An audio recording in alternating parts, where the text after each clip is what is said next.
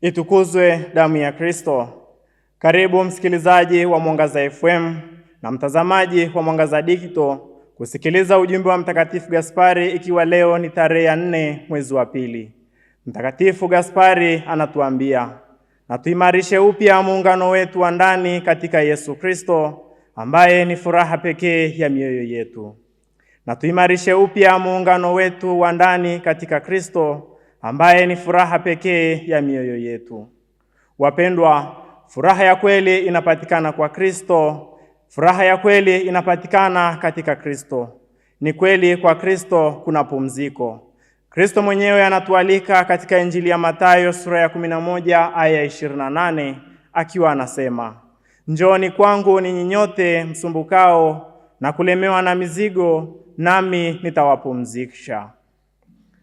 Tunaalikwa sote kumwendea Kristo katika changamoto na katika magumu yetu, kwani kwa Kristo kuna pumziko la kweli. Ni wazi hakuna anayeweza kuwa na furaha ili hali ameelemewa na mahangaiko na mateso. Ni kusema Kristo ndiye furaha yenyewe. Badala ya kuanza kukimbilia watu, vitu na mambo ya kiulimwengu tukifikiri kwamba yatatupa furaha, ukweli ni kwamba tutapotea, tutaumia na tutaangamia.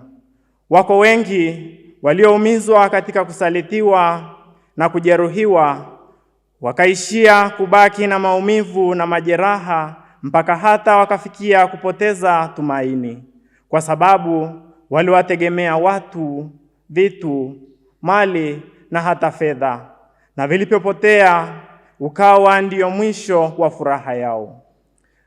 Tukitaka furaha ya kweli na ya kudumu, tuungane na Kristo.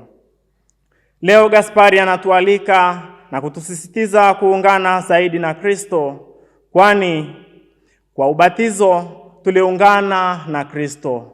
Na katika ubinadamu wetu tulianguka katika dhambi, tukauharibu uhusiano na muungano huo Kristo aliotupatia kama zawadi kwa kifo chake msalabani. Ni kusema ni kama tumekuwa wasaliti kwa ile zawadi Kristo mwenyewe aliotupatia kwa kifo chake. Tunaalikwa kuwa na muungano wa Kristo kwa sala, yaani kuinua mioyo yetu kwa Mungu na kuzungumza naye. Tujibidishe katika maisha ya sala. Neno la Mungu ni sehemu pia ya kutufanya kuwa na muungano na Kristo. Kwa njia ya neno la Mungu ndipo Kristo anazungumza nasi kwa njia ya maandiko matakatifu, akitueleza nini cha kufanya na nini cha kuacha.